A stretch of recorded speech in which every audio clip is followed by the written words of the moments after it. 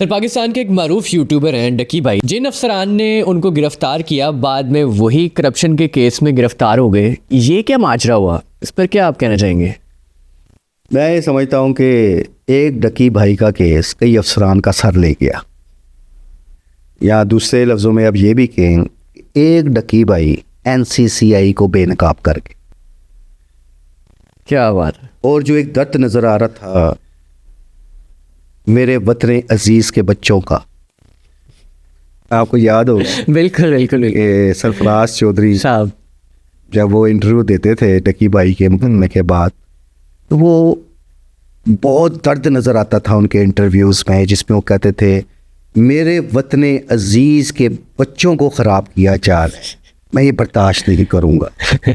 वो ये सारे मामले के बाद मेरे नज़दीक तो ये समझ आया कि उन्हें वतन अजीज़ का कोई बच्चों का दुख तकलीफ़ नहीं थी, वो जो कुछ कर रहे थे अपने अजीज़ों को।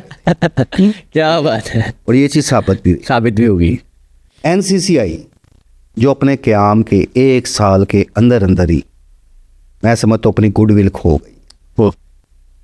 बात तो सख्त है, NCCI वालों को मेरे लफ्ज़ चुभेंगे भी सही, कोई पता नहीं मेरे ख़िलाफ़ वो PK एक्ट का कोई मुकदमा भी दे दें, लेकिन खैर है कोई बात नहीं, अब हकीकत तो बयान करनी चाहिए।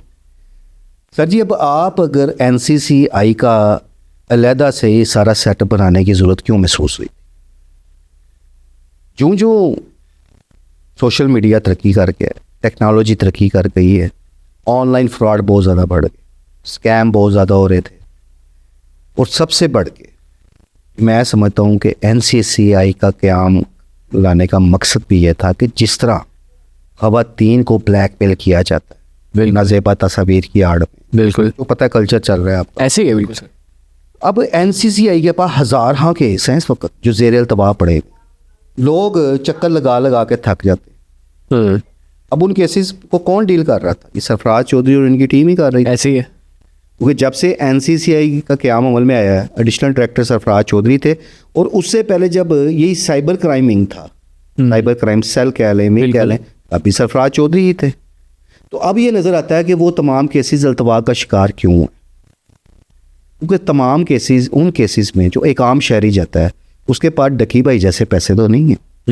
बिल्कुल। पैसा तो डकी भाई के पास था, पैसा तो रजब भट्ट के पास है, पैसा तो उन यूट्यूबर्स के पास है, मेरे वतन अजीज़ के बच्चों को जो खराब कर रहे थे, और सरफराज चौधरी अब उन तमाम के पीछे थे। पर वो उनकी बदकिस्मती कि उनका जो पहला ही छक्का था वो बाउंड्री पे कैच आउट हो गया। अब उसमें हुआ क्या? हुआ ये कि ये जो टीम थी ना, ये एक हसास अदारे का नाम इस्तेमाल करती थी, खौफ डालती थी। जब ये वाक़यात इसमें बलाओ हमारे उन खुफिया अदारों का या हसास अदारों का कह लें कि अगर आपको मैं हकीकत बताऊँ ना, तो उन अदारों की वजह से हम बचे में। अच्छा। वरना ये जो टीम ने जो किया है, इस तरह के मेरे वतन अजीज़ के बच्चों का दर्द रखने वाले हर जगह मौजूद हैं, और फिर जो लूटमार करते हैं वो अब सबके सामने। बिल्कुल। अगर वो दायरा एक्शन ना लेता तो क्या होना था? डकी भाई तो लूटा पूटा गया था। अभी तो काफ़ी सारी चीज़ें सामने आनी हैं, कितने करोड़, अभी तो 10-12 करोड़ का मामला नज़र आ रहा है, अभी 1 करोड़ और बढ़ने हैं। अच्छा। ये आप आज मेरी ये बात नोट कर लें, भी आने वाले वक्त में बहुत कुछ सामने आएगा। अभी तो रजब भट्ट को भी लूटना था, लूट भी लिया उनका।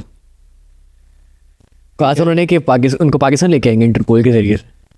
वो अब अपनी ज़मानतें कराएं, पहले उससे बेचारे को कहाँ से लाना है। मकसद कहने का यार, ये कितने ढोंग रचाए जाते हैं। और एक उम्मीद, मुझे भी एक होप पैदा हुई थी। बिल्कुल। मुझे आज ये खुद दुख होता है कि मैंने भी बड़ा टाइम वेस्ट किया सरफराज चौधरी के इंटरव्यू सुनते हुए। एक दर्द नज़र आता था, तो बड़े अच्छे पॉजिटिव ख्यालात का इजहार करते थे, एक्टिंग अच्छी करते थे, तो दर्द बहुत था ना वतन अजीज़ का। उसमें वो एक बात करते थे कि जिसमें उन्होंने निशानदेही की, क्योंकि मैं खुद इस हवाले से मैंने बहुत ज़्यादा बोला, आज भी बोलूँगा। जो टिकटॉक लाइव पे फांसी फैलाई जा रही है, बिल्कुल। टिकटॉक लाइव पे बद अखलाकी का मुजाहरा किया जा रहा है, जो टिकटॉक लाइव पे एक मैं कहता हूँ डिजिटल बदमाशी चल रही है, गालम गलूच चल रहा है, लोगों की माओ बहनों की इज्जतें तार तार की जाती है, बिल्कुल। पनिशमेंट के नाम पे जो वहाँ पे खेल रचाए जा रहे हैं, वो आप सबके सामने ऐसे ही है सर। अब टिकटॉक लाइव पाकिस्तान में बैन है जी, आप लाइव नहीं दे सकते। तो क्या जो स्क्रीन रिकॉर्डिंग्स होके वीडियोस इस वक्त आपकी मुख्तलिफ सोशल ऐप्स पे मौजूद हैं, अब बच्चों को रोक सकते हैं उन ऐप्स को देखने से? बिल्कुल नहीं, सब देख रहे हैं ना, ऐसी है। बच्चे भी देखते हैं। तो हम क्या लेसन दे रहे हैं अपने वतन अजीज़ के बच्चों को? तो जब सरफराज चौधरी ने ये बातें की, आप बिलीव करें मैंने उनकी 2-3 इंटरव्यूज़ पूरे सुने। अच्छा, उस दौर में शुक्र है मैंने उनका इंटरव्यू नहीं किया था। तो मैंने कहा कि यार ये बड़ा अच्छा इनिशिएटिव ले रहे हैं। और एक और बात बताऊं, डकी भाई के खिलाफ कोई पब्लिकली कोई कंप्लेंट नहीं थी, ये एक्शन भी आज खुद लिया गया। पर्सनल ग्रज था? नहीं, पर्सनल ग्रज भी नहीं कह सकते, अच्छा, करोड़ों रुपया नजर आ रहा था। साबित हो गया, सही बात, साबित हो गया, इल्जाम नहीं है, इल्जाम नहीं है अब तो। बिल्कुल सही बात है। अब FIR भी दर्ज हुई, ये रिकवरियाँ, ये तफ्तीश तो इनकी FIR दर्ज होने से 1 महीना पहले ही जारी थी। जिसे कहते हैं ना बड़ा घर भुगत के आए हैं, ये सारे अफसर बड़ा घर भुगत के आए हैं और वहाँ तोते की तरह हर चीज़ बोल के आए हैं। अच्छा, ठीक है, ये खाली डकी भाई केस के नहीं, अपने पुराने भी सारे बहुत कुछ बोल के आएंगे, कहाँ कहाँ से पैसा लेते रहे, किस तरह कॉल सेंटर से ये लोग लूट मार करते रहे, गैर कानूनी कॉल सेंटर्स ऐसे ही चल रहे हैं। मेरा जी एक कहना है, पता नहीं मैं गलत हूँ ठीक, जुराइम पुलिस की पुष्टपनाही के बगैर नहीं हो सकता। बेशक सही। साइबर क्राइम मुतलका जो भी इदारा होगा उसकी पुष्टपनाही के बगैर हो ही नहीं सकता। सही बात है। ये कॉल सेंटर्स जितने इलीगल चल रहे हैं, ये जितने बड़े स्कैमर्स इस वक्त आपके यहाँ काम कर रहे हैं, जितनी साइंटिफिक अंदाज में हैकिंग की जा रही है, इन्हें सब पता है। इन लोगों की पुष्टपनाही के बगैर हो ही नहीं सकता। उठा ले हाँ डंडा, तो मैं देखूं किस तरह वो गैर कानूनी कॉल सेंटर चलता है। बिल्कुल। लेकिन वो फिर हर महीने जो पैसे जाते हैं, जो हिस्से जाते हैं, ये क्यों कार्रवाई करेंगे? बिल्कुल सामने आ गया सब कुछ। सही बात। और मैं तो खुद, मुझ समेत बहुत सारे हम दोस्त इंतज़ार कर रहे हैं कि अगली तफसीलात कब सामने लाई जाती हैं। कुछ तफसीलात हैं जिनके हवाले से हमें भी कहीं से रोका गया हुआ है कि अभी बयान नहीं कर। अच्छा सर जी, दुख होता है, तकलीफ होती है। सही बात। आज वो कहाँ दर्द गया इनका। सिर्फ टारगेट डकी भाई क्यों था? सिर्फ टारगेट रजब भट्ट क्यों था? सही बात है। क्यों? वो लोग पैसा कमा चुके हैं, उनके पास पैसा बहुत है। ऐसे है। मैं कभी ना इनके खिलाफ रहूँगा ना कभी इनके हक पे बोलूँ, लेकिन रजब भट्ट ने बहुत अच्छी बात की थी अपने एक बयान में। उसने कहा था कि चले हम तो माना कि हम जुए की ऐप्स को प्रमोट कर रहे हैं, तो जुआ कहाँ नहीं हो रहा? उन्हें सारी निशानदेही की थी।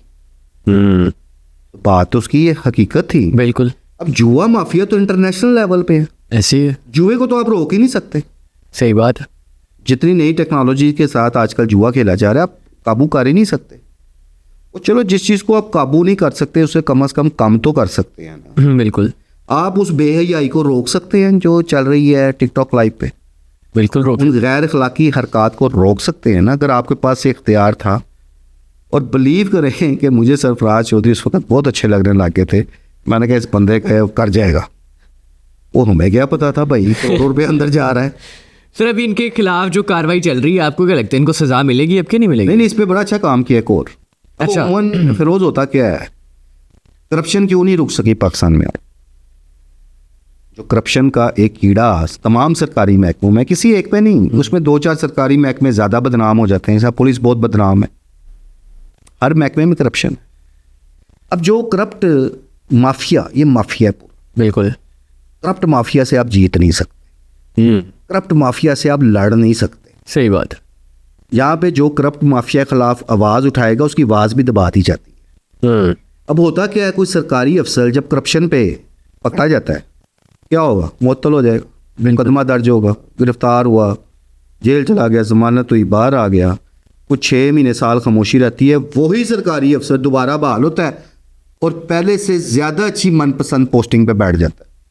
जो 6 महीने साल उसने तंगी बर्दाश्त की होती है ना, फिर आके वो अपनी तंगी भी निकाल लेता है। अच्छा। फिर रिश्वत का रेट डबल हो जाता है। डबल हो जाता है। ये एक प्रैक्टिस चलती आ रही है, साल से हम देख रहे हैं। लेकिन इस दफ़ा ज़रा बड़े घर ने अच्छा फैसला किया, इनसे इस्तीफ़े ले लिए गए। इस्तीफे ले लिए। इनके इस्तीफ़े भिजवा दिए गए वज़ारत दाखिला पे। मैं भी जिस वक्त हमारा ये इंटरव्यू ऑन एयर हो तब तक इस्तीफे कबूल की भी खबर आ गई हो। अल्लाह करे जल्दी कबूल हो जाए। ऐसे करप्ट माफिया का यही हाल है, कम से कम अब ये दोबारा नौकरियों पे तो नहीं आ सकेंगे। सही बात है। और ये करप्ट माफिया जो इस वक्त जिन पर हाथ डाला गया है, सब आला उहदों पे फाइज थे।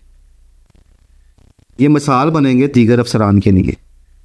और NCCI ये जो नया सेटअप आएगा, DGP आपको पता तब्दील हो गए हैं, लाहौर में भी नए लोग आ रहे हैं, उनके लिए एक बहुत बड़ा इम्तिहान शुरू हो गया।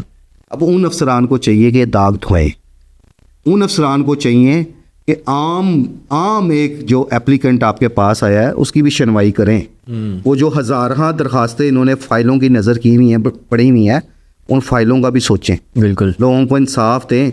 लोग आपके पास बड़ी उम्मीदें लेकर आते हैं। सही बात है।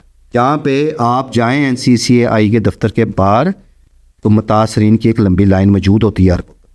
सही बात है। उनकी दरखास्तों पे इम्प्लीमेंट नहीं हो रहा। अब NCCI को अपनी गुडविल बनाने के लिए डबल मेहनत करना पड़ेगी।